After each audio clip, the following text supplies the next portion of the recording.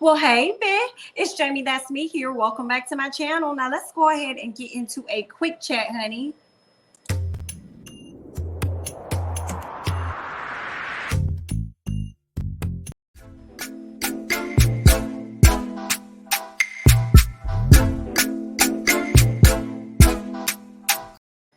All right, y'all, let's go ahead and get into some things, honey. First things first, okay? Y'all know I was talking about Omarion and him doing the Millennium Tour, and I was like, well, I want to see about dates about J. Cole. Is he going to do a concert? Well, it looks like he is, y'all. He is. So y'all can go to J. Cole's page and try and look up the dates and stuff, because I don't know if y'all can really see that from here. But what I can tell you is that he's going to be in the ATL on, what's that, the 27th, I believe, or the 17th, is one or the other. He's going to be here in the A. And I'm thinking about going, I believe it's going to be the 27th. I think that's what I put on my page. The 27th is when he's planning on being here in September. So I don't know, I may go, but then also he's going to do the Dreamville Fest in 2022. So I'm trying to see, which one, because I'm still trying to see if I want to come out and be around you hooligans after this whole panorama. Well, I feel like we're still in it, even though they're trying to act and make it seem like everything is normal when it really ain't. You know what I'm saying? I'm trying to see if I still want to be around you hooligans or not. Okay, and they like to show their R's in ATL, so it's like or do I want to wait till the Dreamville Fest and go to North Carolina, as though they don't show their R's up there either, honey? So, I have time to think about it, but I don't got time to really buy a ticket because the hoes gonna be out. Okay, y'all is gonna be out purchasing up all the tickets, honey. I need to figure out my life very, very quickly, honey. Let me know if y'all gonna be going to the J. Cole concert, honey. I may or may not see you there, okay? Let's go ahead and move on as we speak about this whole panorama that everybody is in and how things are being forced to go back to normal. Let's talk about this, okay? There is a Rhodes College. They're charging students. They're charging students who haven't received the COVID-19 vaccination. They're charging them $1,500 per semester. If you have not gotten your vaccination, you are going to be charged $1,500 per semester. I do not think that is fair. I do not think that is cool. Y'all did not tell students that it was a requirement. It was definitely an option for them. They chose to use their rights, which is an option for them to not get the vaccination. And now y'all are charging them $1,500 as though you're not already charging them all of this money for they don't even need or use at the university. Okay, y'all are charging people fees when they live off campus. Okay, y'all charge for so many things, for buildings that they don't even use or have to even go to. Y'all be charging them. They probably got all their classes in one building, yet you charging them over here for the science building or something. It's like, ma'am, that's not even what my major is, ma'am. I don't even have to go over there for anything, ma'am. There's no events in that building or anything for me that I have to go over there. Okay, so I just feel like y'all already overcharging these people for stuff already. And then now you about to add on another one for $1,500 just if they choose to not get the vaccination. And then if they get the vaccination, then what? Y'all gonna refund them their money? They're gonna get it back? How is that going to work? Okay, and how are y'all going about finding out proof? So I guess people have to present to you their card showing that they indeed got their vaccination.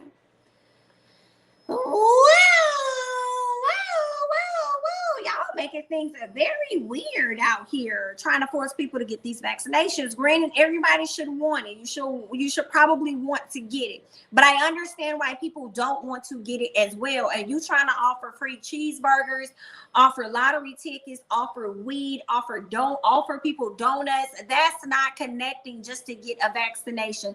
That's weird. And then it's the vaccination where you tell people their symptoms will be lessened, and people don't even really know what kind of symptoms they will actually have because they vary from person to person.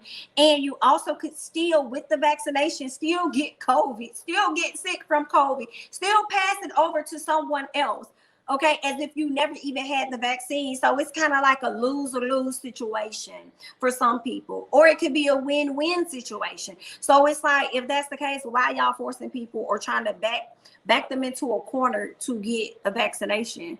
when it's not guaranteed that the vaccination is going to save their lives. It makes no sense, you know, and that's no shade to anybody that's gotten the vaccination, and that's no shade to anybody that ain't getting the vaccination or don't have it yet, whatever. Or for some people that went and got vaccinated for the first round and did not go back for the second round. Yikes! It's no shade to anybody, but it's just weird, you know. I just don't agree with that, especially if the government not forcing people to get vaccinations. How dare you try and put $1,500 on these people per semester because they chose not to get one? And how long is that going to last? So is it just for this year, or are y'all going to add that into the 2022-2023 cycle as well? Is this going to be an ongoing thing? How is that going to work? Y'all a good one. Y'all are some good ones out there over there at Road College, okay? Y'all out here charging people. Y'all, and this be a gag for me with colleges. People be going to school online and y'all be charging them fees like they about to use a student center or something on campus. Seriously, girl, I can't. Okay, universities need to be investigated. In my opinion, all of them do. They need to be investigated. We need to understand the worth. Okay, what is the point for some of these degrees y'all be creating up out of thin air? Okay, just to get a coin out of people. I feel like doctors or lawyers, you know, some of those more serious people, yeah, y'all should definitely go to college. But if you're going to college for like communications or something like that, like what I did, I don't want to say don't, but don't. Okay, be mindful about your money. Okay, be mindful about the money that you're spending, especially if you get student loans, because that's your money too, because you're gonna have to pay it back. Okay, but either way, honey, I just went on a little tangent. We'll get into that in a whole different, you know what I'm saying, at another time. But either way, all I have for y'all is good luck. Okay, good luck, honey. Let's go ahead and move on. Who would I like to talk about next? Okay, let me jump over here to Tory Lanez real quick. He put this tweet up talking about disloyalty is a disconnect for me. Why lie when you could have just told the truth? I'm not sure exactly who he's talking about, but I feel like this could apply to anyone, including himself. I feel like he's operated with a disloyalty, and he could have disconnected from his damn self. Okay, and then why lie when you could have just told the truth? You lied too, Tory. So who are you speaking on? A lot of people are going to associate this with Megan Thee Stallion. It also could be associated with the baby. Maybe he felt like the baby operated in a bit of disloyalty, you know, or maybe he felt like the baby was lying about something when he was talking to Megan, or he could be talking about Megan. And let's pray that he's not talking about Megan.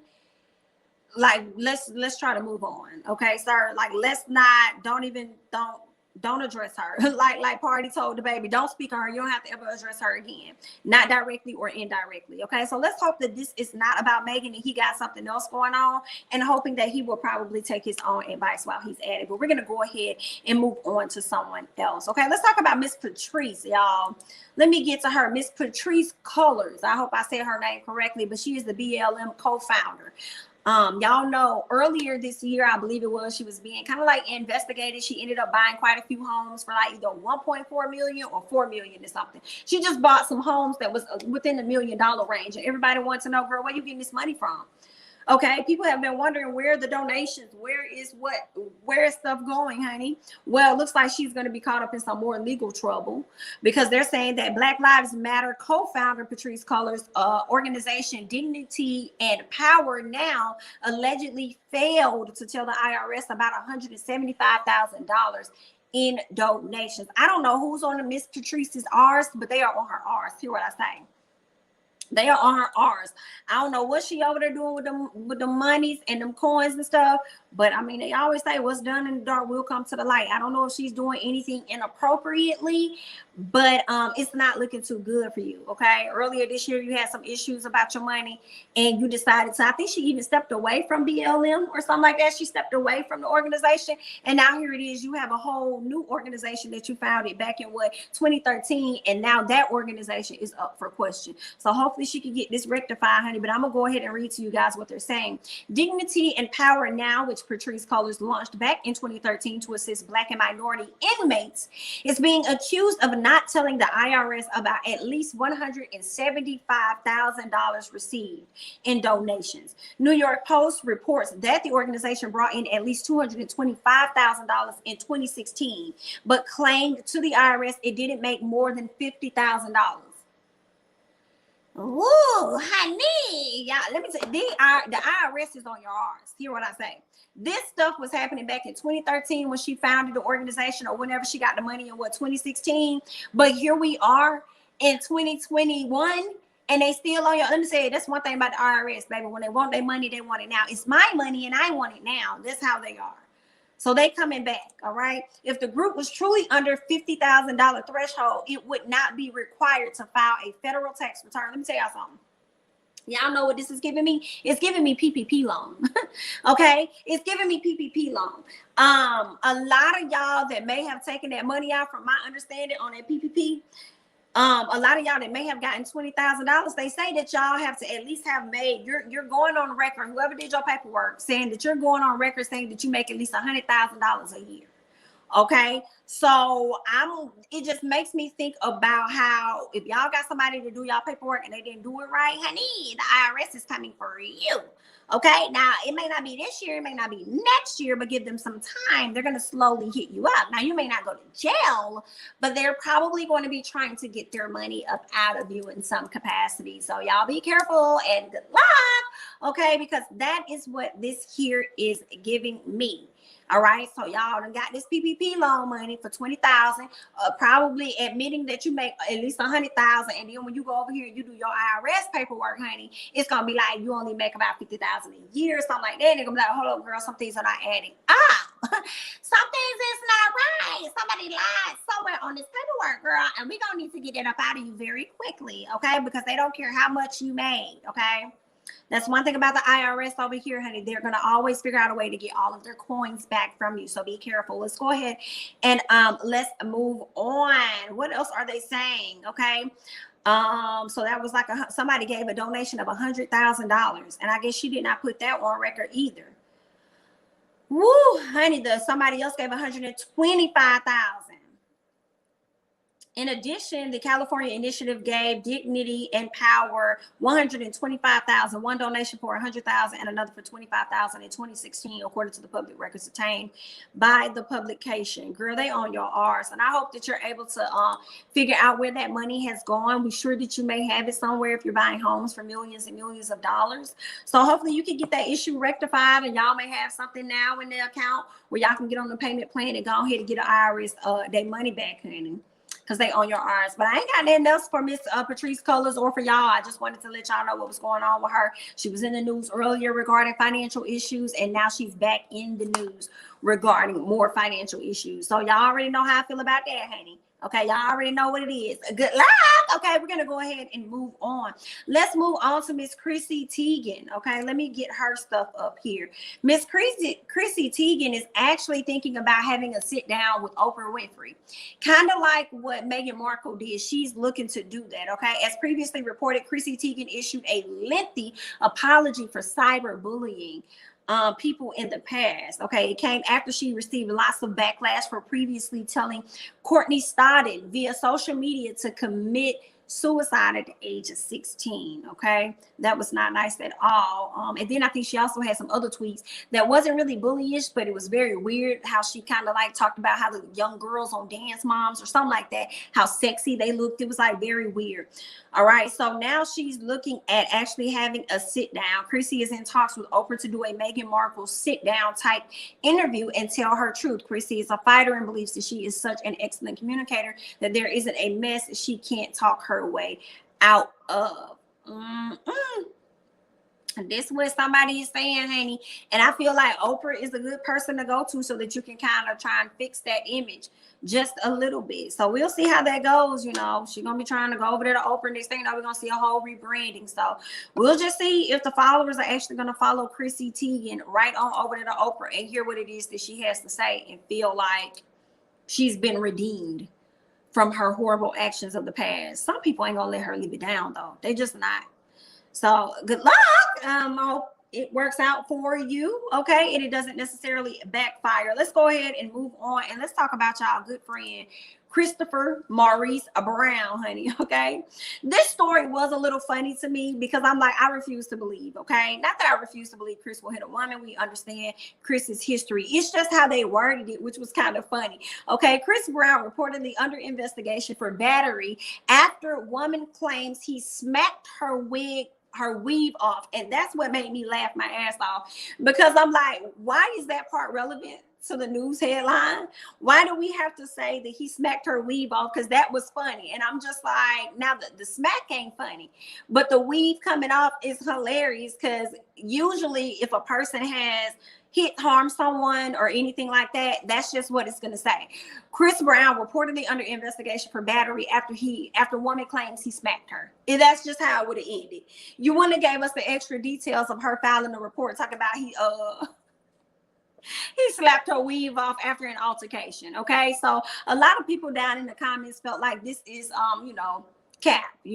They're saying that no arrests have been made, but authorities did stop by his home regarding the incident, but they have not arrested him or anything like that. But Chris Brown felt the same way that a lot of the commenters said. They said, well, he said, y'all so damn cap. And he sent a bunch of laughing emojis. So we're not sure whether or not this story is true or what. I'm not sure what the hell happened, but I will say just that piece of it was so comical to me. I thought it was just hilarious. I'm like, the weave part, like, what? You slapping people weaves off? What? Okay, but let's hope that he did not do that. Chris has already been down that road. Okay, so let's hope that he's grown up and that's not what he out here doing, out here feeling like he could just slap around on people. Okay, Chris has, in my opinion, been doing his best to stay out of social media world. Like, he's like on his page, he does his thing, but as far as controversy, he's been moonwalking. He hasn't really been trying to be out there in the drama of it all. I believe the last thing I saw from Chris that wasn't really drama for real was when he spoke about how he's not going to do a versus. He doesn't feel like he, compared to anybody, and he's not doing a versus with anyone. I think his tune may change after a while, but I'm sure versus is going to have to pay a lot of money to get him to do it. So yeah, that's one of the things that was like controversial. But prior to that I can recall that was like super big was when he did a song about I believe dark-skinned women or light-skinned women, and he and Tokyo Vanity were kind of going at it on social media about the things that he had to say about, I think in the song he talked about how he didn't want her to have a bonnet on her head or something going on with her hair. And then that sparked like a whole conversation and debate that was going on with Chris Brown. And we already see what Chris Brown like, okay? He don't like my complexion, clearly, okay? He don't even like light skin's complexions, for real. Okay, he liked them to be mixed with a little bit of Blasian or whichever way they pretend. Okay, that's what he likes. But yeah, but that's really all that I have as far as the quick chat today. I want to hear you guys' thoughts and comments down below on everything that I had to mention on the quick chat. Okay, I'm jamithatsme. Don't forget to like, comment, subscribe, share my videos, follow me on Instagram as well as Twitter, and I'll catch you guys in the next one. Bye-bye.